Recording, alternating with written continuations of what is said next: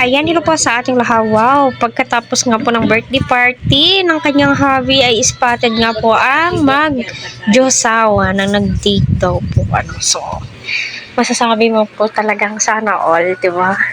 Yung tipong, masasabi mo din po na naniniwala din po ako sa salitang meant to be, di ba? Sila po yung itinadhana sa isa't isa, di ba?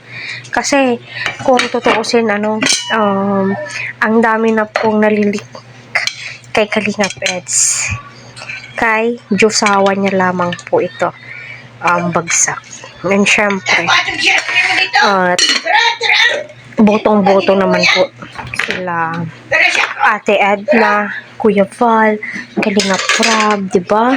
Yung tipong love team, no?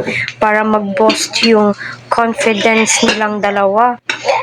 Sobra-sobra pa lang, sobra-sobra na po, sobra-sobra na. Totoo po yung kasabihan na ang pagmamahal ay ang puso ay natuturuan magmahal.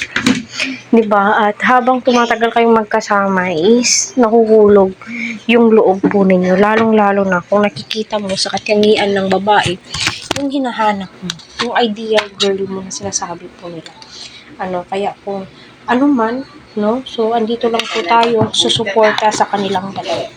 And syempre, sa usapang nag-date ang dalawa, no? Kitang-kita naman po doon sa video, di ba? Kitang-kita na magkasama po silang dalawa. Walang halong biro. My God, sabing ganun. At nahagip pa po talaga si Viancy, di ba? Tignan mo sa kabila ng panghahanas, pangpaboss sa kanya, still yung effort po niya, tayong mga viewers is mararamdaman po talaga natin na totoo si Edu sa kanyang Josawa, di ba?